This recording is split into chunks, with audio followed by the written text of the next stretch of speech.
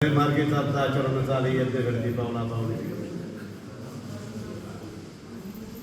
आता आपण bike rally काढली, बाईक दिंडी म्हणा आपण काय असतं, परंतु जो ध्यास आहे, जे मनातील इच्छा आहे, ती शिवचंद्र भीतीची आहे, हे महत्वाचं आहे.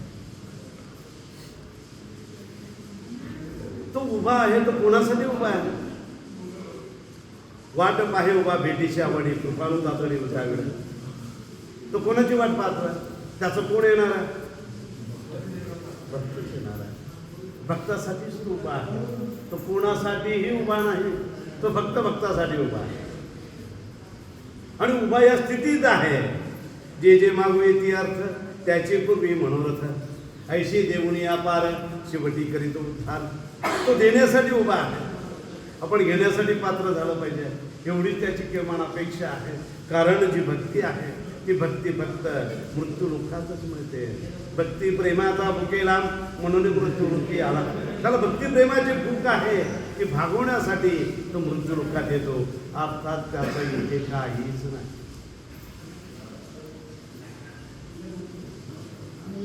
त्याची प्रॉपर्टी आहे, त्याचं नातं होत आहे. काय आहे त्याचं? देव आणि भक्त एवढंच नातं आहे. आणि ती भक्ती या मृत्यू लोकातच मिळते आहे. म्हणून देव या सुखाकारणे देव वेडावला, वैकुंठ सोडून संत सदनी राहिला. हे उदाहरण बाबुळगावला किती व्यवस्थित भक्त संत श्रेष्ठ दास राजाराम महाराजांच्या घरातले भगवंत 700 किलोमीटर चालत आले. का आले? अरे उपरोधाने म्हणतो आपल्या मागे सैतानही लागत नाही बोलवलं तरी. त्यांच्या मागे देव लागला. राजाराम महाराजांना आपा म्हणायचे चिदंबर स्वामी, आपा मला येऊ दे, आपा मला येऊ दे.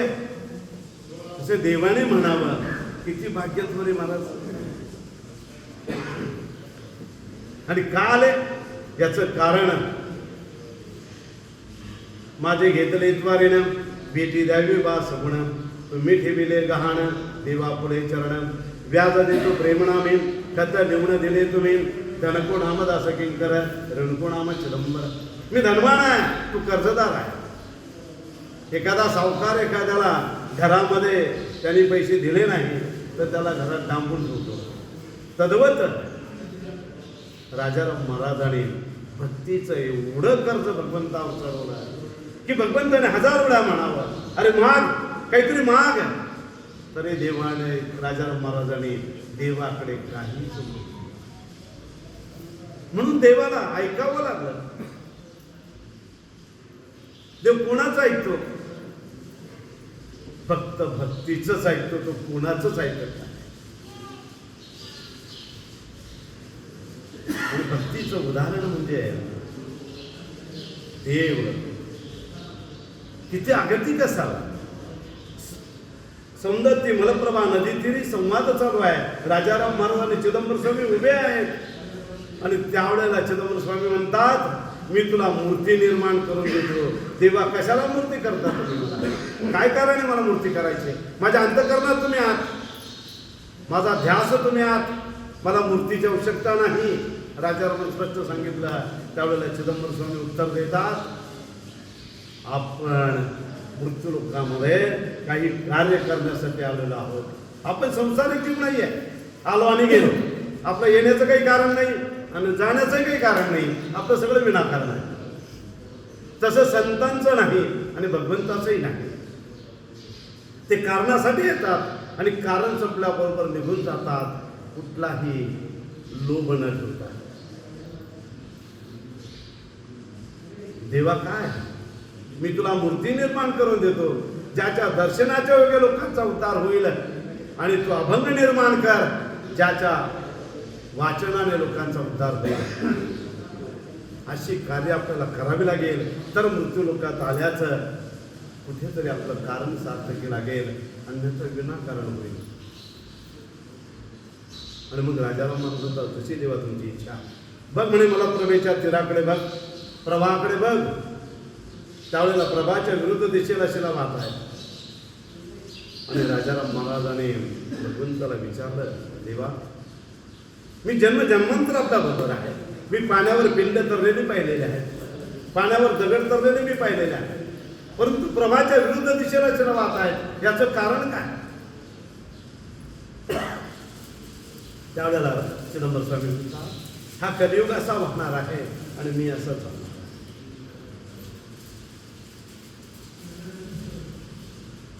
आणि काही क्षणामध्ये 6 मूर्ती निर्माण करून दिल्या.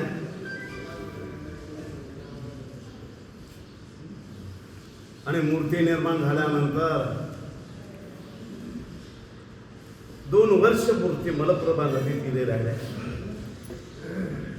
त्यामध्ये जन्मोत्सव झाले, त्यामध्ये स्वामींचे कल्याण महोत्सव काय असते ते उत्सव झाले. त्या उत्सवासाठी त्यांनी सावकार लोकांकडून साहित्य आणून ते कार्यक्रम साजरे केले. पण पुढे मूर्तीचं काय करायचं म्हणून प्रश्न ज्यावेळेला समोर आला, त्यावेळेला चिदंबर स्वामी म्हटले, चल मला जिथे निर्विकाराचं घर मिळेल मी तिथे थांबून घेणार आहे. तू पुढे चल, मी तुझ्या मागे आहे. तू मागे पाहू नकोस.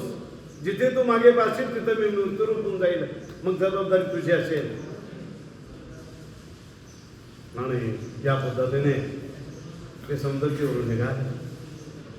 काकती गावापर्यंत. काकती गावामध्ये राजाराम महाराजांनी काटा टोचल्याचं निमित्त केलं आणि नकळत मागे पाहिलं. तो अंतर्यामी परमात्मा आहे. त्यांनी लगेच ओळखलं, याच्या मनात संशय आला. आणि मग त्याच गावात ते मूर्ती झाले. मग न्यायचं कसं? जुने मोडकेचे गाडे चारी जुंपून या रेडे. एक मोडका काढा, त्याच्यावर ही पेटी ठेवली. ही पेटी पहा, ही पेटी त्यावेळेची आहे. ती पेटी ठेवली, याच्यामध्ये मूर्ती ठेवल्या. ही पेटी गाड्यावर ठेवली आणि गाडा ओढण्यासाठी रेडे जुंपले, पण गाडा हल्ला नाही. खूप समाज जमला, समाजाने खूप प्रयत्न केले लोटायचा, तरी गाडा हल्ला नाही. ऐराम नावाचा एक ब्राह्मण रथावर येऊन बसला. राजाराम महाराजांच्या कमरेला दोर बांधला आणि राजाराम महाराज सांगितलं, तू भजन कर. आणि एवढ्या याच्यामध्ये तो गाडा पळू लागला. राजाराम महाराजांना पळता पळवेना, इतक्या वेगात गाडा चालू लागला. सज्जन हो, मूर्ती आणण्यासाठी काकती गावापासून बाबुळगावपर्यंत 6 महिन्याचा काळ लागलेला. एक साधा विचार करा, अन्न नाही, पाणी नाही आणि खाली बसायचं नाही. किती घोर तपस्या होती.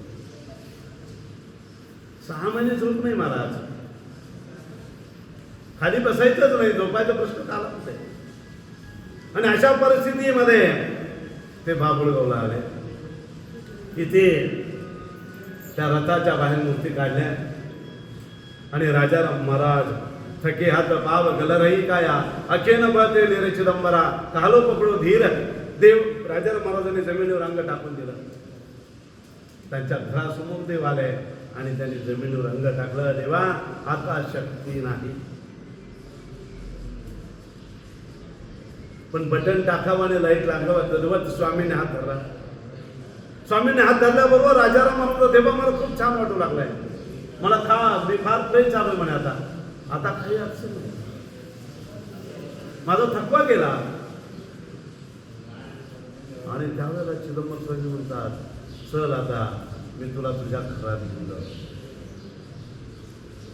आणि स्वामींनी हात धरून राजाराम महाराजांना घरात आणलं. त्यावेळेला अंगावरचा शेला अंथरला. त्याच्यावरून देव चालत गेले. पाय गड्यावरी कुंकुम केसरी पाऊले गोजर उमटताती. केसरी रंगाचे गोजरे पाऊल त्या पायघड्यावर उमटले. आणि देव चालत जाऊन तिथे देवानी देवाची मूर्ती उभी केली. मनुष्याचा संबंध नाही. पूजा यथास्थिती सांगे देवन, पूजा कशी करावी हे राजाराम महाराजांना चिदंबर स्वामींनी समजून सांगितलं. आणि स्वामी मूर्तीमध्ये लीन झाले. त्याला आता 205 वर्ष झाली. आता तुमच्यासाठी खूप महत्त्वाची आणि भाग्याची गोष्ट आहे की भगवंत येण्याची वेळ आता खूप जवळ आलेली आहे. आणि मुख्य तत्व आहे, जिथे नाम आहे तिथे देव आहे. त्याच्यामध्ये सगुण निर्गुण भेद नाही आहे. नामस्मरण मुख्य.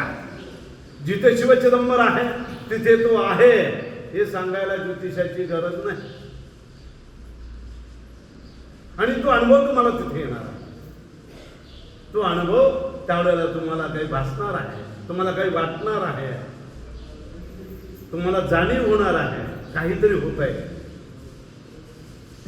काहीतरी होतं म्हणजे भगवंत अवताराला येतात. कलियुगाच्या प्रथम चरणामध्ये चिदंबर स्वामी अवतार धारण करणार आहे. हा भविष्य आहे. आणि कलियुगाचं प्रथम चरण आता समाप्ती झालेलंच आहे. 5000 वर्षाचं पहिलं चरण होतं ते संपून गेलेलं आहे. आणि आता थोड्या दिवसामध्ये भगवंत अवतार धारण करतात. व्यासमहर्षींनी स्कंद पुराणामध्ये एक शिवरहस्य म्हणून ग्रंथ लिहिलेला आहे. त्या ग्रंथामध्ये हा उल्लेख आहे की चिदंबर स्वामी कलियुगाच्या प्रथम चरणामध्ये अवतार घेत आहे असं ग्रंथामध्ये स्पष्ट लिहिलेलं आहे. मी व्हॉट्सअपवरती सुद्धा टाकलेलं आहे. म्हणून भक्ती आपली बळकट व्हावी. उदाहरण देतो, जोराचा वारा सुटेल, धान्य खाली पडेल, भुसा उडून जाईल. आम्ही ठरवायचं आहे धान्य जमवायचं की भुसा जमवायचं. भक्ती कोणाला सांगून होत नाही. साहेब मी एवढा जप केला, साहेबाला सांगायची गरज नाही. तुमचा स्वतःचा आत्मोद्धार आहे. भक्ती करा, नामस्मरण करा. आणि मी काय करतो हा प्रश्न सुद्धा स्वतःला विचारायचा आहे. मी नाही म्हणू शकत तुम्ही काय करता म्हणून. ते तुम्हीच ठरवायचं मी काय करतो. आणि ज्या वेळेला माझं आत्मचिंतन मी करेल त्यावेळेला मी भक्तीसाठी अधिक तीव्रतेने पात्र होईल. आणि ती भक्ती मला पुढे कुठेतरी येईल. 9 लाख लोक ज्ञानेश्वर महाराजाबरोबर येत आहे. मग त्यामध्ये आम्ही असणार नाही की आम्ही असावं असं आपल्याला वाटत असेल तर आजच आपलं आचरण पवित्र होणं आवश्यक आहे. आणि मग आपण त्या ज्ञानेश्वर महाराजाबरोबर येऊ आणि मग त्या मूर्तींचं भाषण आपण ऐकू. चिदंबर मूर्ती बोलवी पाषाण अवतार राजा न कळे ते म्हणून ते बोलायला लागते. आणि जिथे नामाचा जोर आहे तिथे ते देशवंडीमध्ये बोलतील, ते कवठ्यामध्ये बोलतील, ते कवठेमांकळमध्ये बोलतील. नाम जिथे आहे ना तिथे भगवंत बोलतो साहेब. त्याच्यामध्ये कुठेही शंका घ्यायचं कारण नाही. आपण सगळ्याला फसवू शकतो, त्याला फसवू शकत नाही. ज्याने आपल्याला बनवलं त्याला आपण कधीच फसवू शकत नाही. तो आपल्या ज्याने फसणारही नाही. हे पक्क ध्यानात.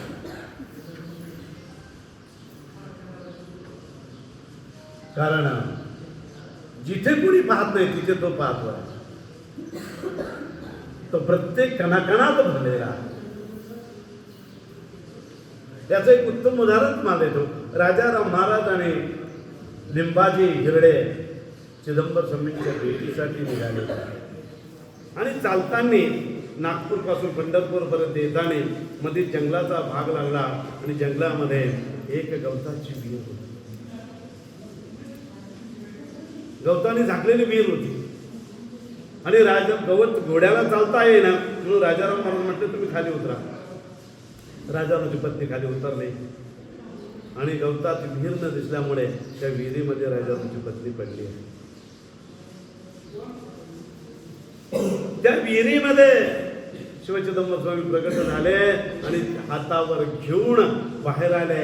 मग सांगा स्वामी अगोदर जाऊन विहिरीत बसले होते का तिथं पडणारे म्हणून?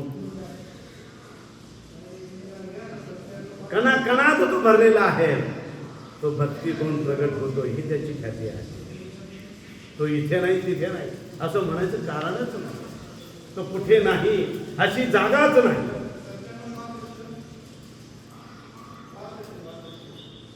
म्हणून भक्ती करताना जे आचरण आहे ते पवित्र कसं असावे.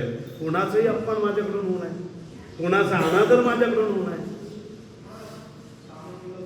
एवढा विचार करून आपण जीवन क्रमलं पाहिजे. म्हणजे निश्चित आपल्याला भगवंताची प्रचिती प्राप्त होते आणि जीवनाचा उद्धार होतो. किती मोठा संसार केला म्हणजे मी मोठा झालो असं मुळीच नाही.